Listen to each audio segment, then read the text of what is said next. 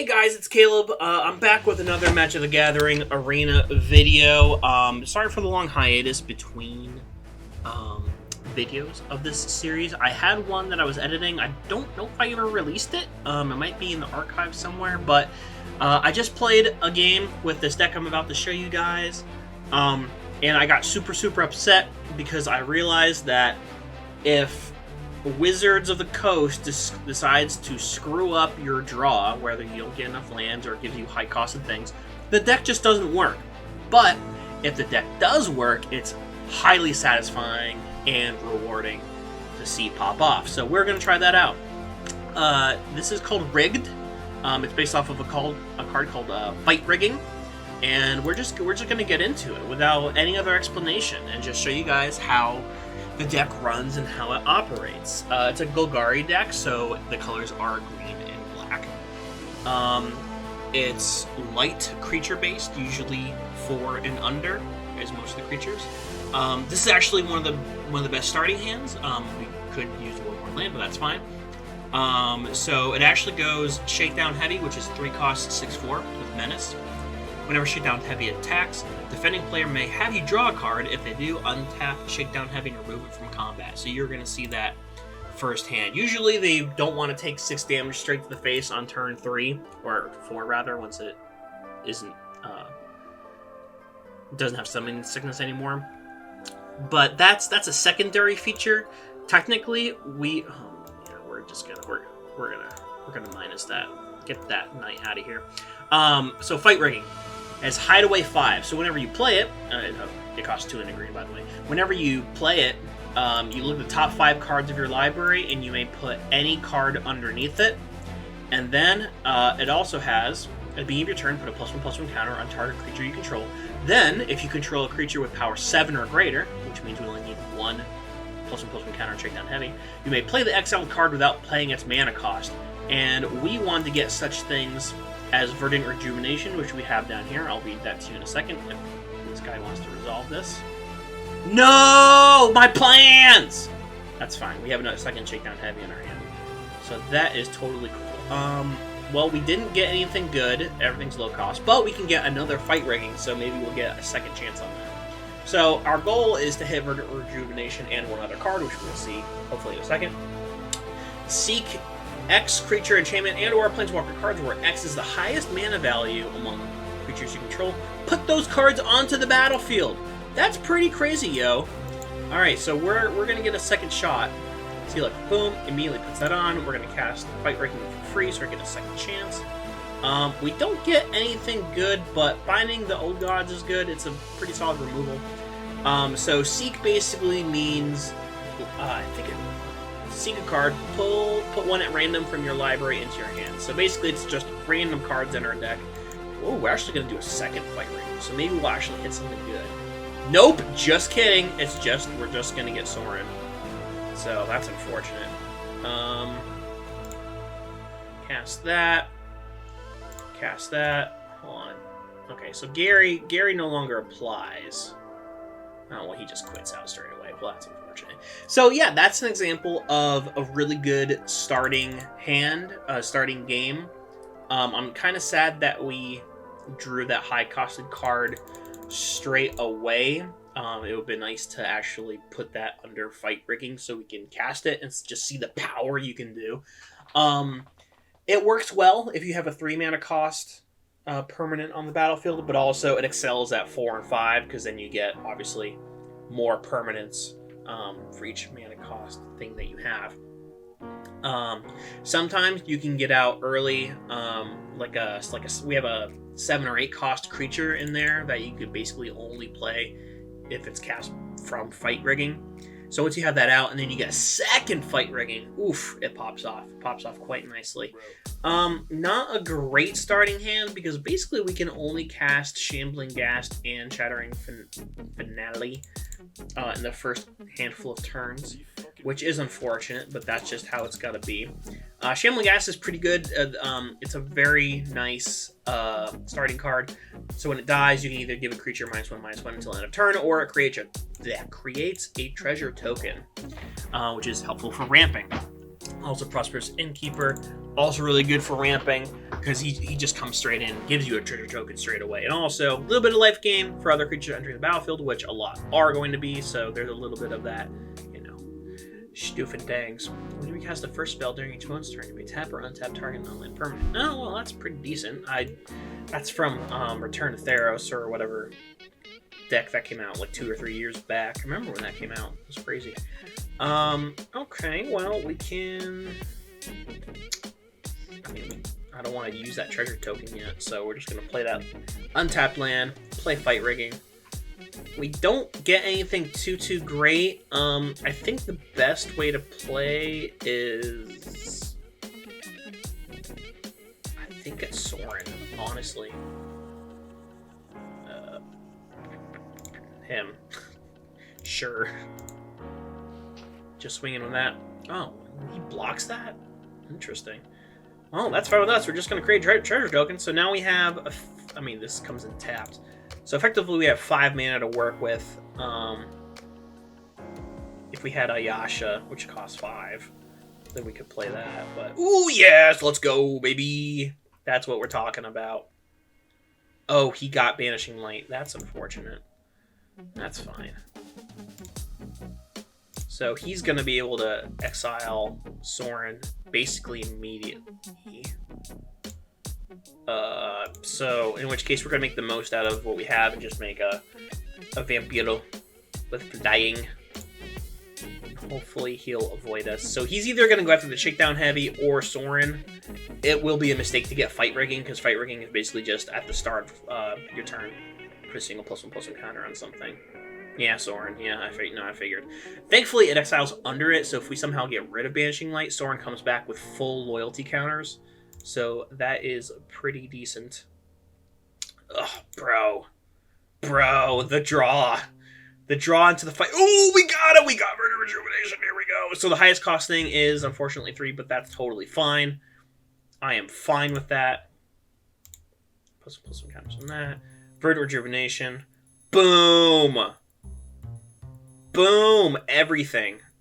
Oh, quits immediately! Because we would have destroyed the Banishing Light, gotten Sorin back, plus all of our other crap.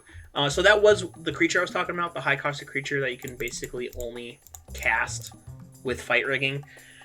I'll read it when it comes up. There's a lot of text on it, and I don't want to misspeak. Even with simple cards, I would rather read to you and show you rather than try to explain offhand, unless I'm thinking of, like, obviously a card I can't access, like Nicolas Bolas right here, where he basically exiles stuff with his -X ability. Alright, oh, actually, this is a really good starting hand, because we start off with 4 lands. There's no ramp creatures, so that kind of balances out. I'm happy with that. First, we'll just play that. I don't know what's up with this card. Channel. Pay 4 and discard it to mill 3 cards, then return a creature or planeswalker card from your graveyard to your hand. I don't understand that at all. Oh, okay, here it is. Titan of Industry. 4 green. 7/7, reach, trample. Really good. When it enters battlefield, choose 2. Destroy target artifact or enchantment. Target player gains 5 life. Create a 4/4 green Rhino Warrior creature token, or put a shield counter on a creature you control. So it's got versatility. That's quite nice. So if you are not familiar, shield counter is sort of a new mechanic. I forget which set it came out in, but it was very recent. Basically, if it takes damage or is destroyed, instead remove that shield counter. So exile gets through it, having minus health through some kind of card or other effect goes through it. But basically, if it takes damage that first time, it'll break that shield, which is super helpful. Get out of here with the Banishing Light! I hate it! That is the worst thing to see. That's something I do not wish to see. Alright, well, we can actually Binding of the Old Gods that. I would like to get rid of the Cleric class, because that's going to pay dividends in the future, but Banishing Light it is. So now, if we ever draw a Fight Rigging, it'll basically immediately pop off. Oh, what is that? reading like for the first time each turn, create 1/1, like okay, and then pay 3. Who cares? It's a card. Okay, well we got that. Jungle Hollow comes down. Probably should have played the Snow-Covered Swamp so we can get a Yasha in there, but that's totally fine. I think we can afford to swing in here because if he blocks, he loses stuff. Oh, okay. Oh, cool. So we just have like all of the targets that we need for fight rigging in our hand already. That's great. Thankfully, we can play Titan of Industry on our next turn. I believe, yeah, that would work. So that's great. Also, has reach. So if he has any flying creatures, we can immediately block those. So that's pretty great. When we gain life bonus from one creature, I mean that's pretty good. All right. Well, we're gonna do that. Titan of Industry, boom, coming down. So we're actually going to do Destroy, and we don't need to save anything necessarily, but we need blockers. So blow that up. Thankfully, we got that down. Swing in. Will he block? Nope. All right, we got another Shakedown Heavy. That's pretty good. We can lay on the pressure, and if he doesn't want to take that damage... No! My Titan!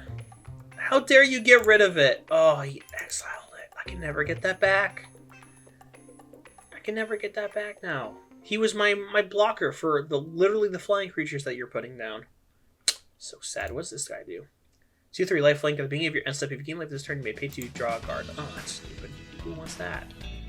Do I have enough for Should I play Verdant? No, I should play a Yasha. And then take a turn. Relax myself. Just get bodies, get some bodies down. Because now when we play Verdant, we're hitting 5 instead of 3, which is unbelievably awesome. Bro, what are you doing? Why are you blocking with both? I mean, I'm only at 4 health.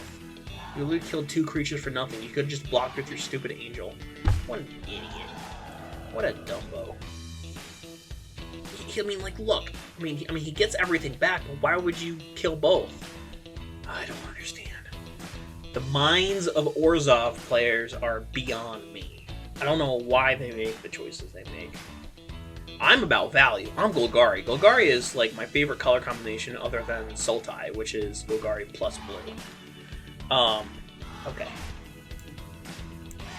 Bink. Verdant Rejuvenation. Boom! So many things. Alright, what do I destroy? I don't care about card draw. I do care about you making angels, so we're going to destroy you. Making treasure. What else do we get? We got another Shakedown Heavy. We got Lulth. Lulth is really good.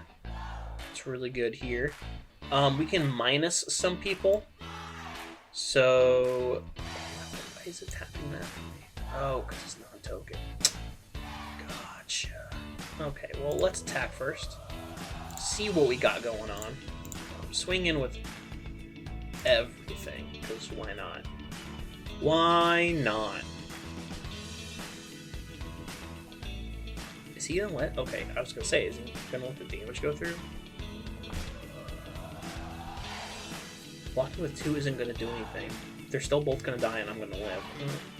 Interesting. He's throwing away his Purifier. That is an odd choice, to say the least, but that's fine. I don't mind it.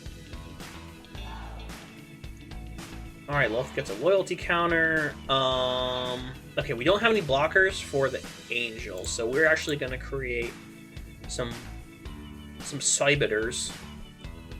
Why do they always quit? Why do they always quit out the game? Nothing happened. You should have quit out when I sought everything onto the battlefield. That was the end right there. All right, we're gonna do one more game. Hopefully, it's gonna be good and we don't get screwed. But we probably will because that's how our luck goes. Is just, hey, you know what? F you, basically, and then it happens. Because Wizard of the Coast, an indie development company, does not realize that their game would be way better if their decks were left up to random chance instead of trying to force you to draw certain things. Like, more lands or more high costed cards, because that's absurd. Why are you having me draw an 8 cost card on turn 3 when I have 2 lands? I should have 3 lands, but you chose to draw me the high costed card rather than, I don't know, the necessary tools for playing the game, aka Landos. So this starting hand, it's decent. We just need one more land on top of this, preferably a black, so we can play Shambling Gas or just and Shadow for Valley. Blood on the Snow is a card I actually have not yet cast in my entire time playing this deck. It costs 6, and it says choose one, destroy all creatures, or destroy all planeswalkers. Then return a creature or planeswalker card with mana value X or less from your graveyard to the battlefield, where X is the amount of snow mana used to cast this spell. That is why most of the lands in this deck are snow lands, just so we can get a little bit of value with that, because it's the same type of thing. It still acts as a basic land. Alright. Okay. What's going on here? I could play Shattering Finale. Or you cast a party spell. Choose a party creature in your hand that perpetually gets +1/+1. Yeah, we don't want that, so we're gonna get rid of that. That does not seem like a good thing to do. So that means next turn we're just gonna play Fight Rigging, and then just kind of keep that under there until we can play Ayasha, because that's, you know, basically an instant Fight Rigging trigger. Yeah, actually we have 2 Fight Rigging, so we can actually play that on turn 3 and turn 4. Titan of Industry! The man, the myth, the legend. Look how beefy he is. Like, it's literally a skyscraper that punches things. Super wicked hard. And honestly, great. 7/7 reach trample, great against stupid Orzhov, again, flying angel decks. Which are the Betamaxes. Stop playing cards like that! Oh my gosh. 1 mana, 1/1 flying vigilance. Whoa, you're so good. You're so good at the game. You're so good, man. Yeah, hit me for 3. I don't care. 3 damage is like, okay. Cool, man. Fight Rigging time. I don't know if we're gonna play Shambling. Yeah, so hopefully he kills it. And we can get treasure from that. Please. Not great. 2 Loths, so a Loth is fine. Get in there. Slap yourself down. Boom! Did it. Did it perfectly. We just sit here. It just gathers counters. Technically making it harder to kill, which is what we don't want to do, but in case he ever plays a creature that's on the ground, holy cow, what is that? 4/5 Flying Lifelink. Whenever another non-token creature you control dies, return that card to its owner's hand beginning the next end step. If a creature an opponent controls would die, exile it instead. Holy shoot, man. That's not great. Yeah, Verdant Rejuvenation, baby! Let's go, dude. Alright, we're literally 1 turn away. Yeah, might as well swing in. I can't block him anyway. Bruh. Okay. That's kind of sad. Oh. I forgot. Dang it, he's got infinite chump blockers. I hate it. You hate to see it. Literally the worst thing. Okay. Well, he's getting all the land. I'm getting none of the land, even though I have all the high-costed cards. All of them. 5, 6, 7 mana. I only have 4. Could have 5 if Shambling Gas dies. Ayasha comes out and basically instant procs with Fight Riggings, which we will get many, many things. Unfortunately, we can't control how these go off. If we were playing Paper Magic, we could definitely control how each of the Fight Riggings operates. Bro! That was my chance! Are you serial right now? Oh my gosh. So what we would actually do is we would stack it so the middle one would go to get Loth, then Titan of Industry, then Verdant Rejuvenation, so we can get 7 things. Now hopefully it does that for us automatically in this game, but again, Wizards of the Coast programs things stupidly. Yes! That's exactly what I needed, bro! Oh yeah, that's exactly it! Yes, please. Don't destroy it. No. No! He canceled the trigger! Are you serious? Come on, man. Oh, and I just die. I just freaking die. Oh my gosh, we could have won that! Possibly. No! Oh, wait, he let me live? Why?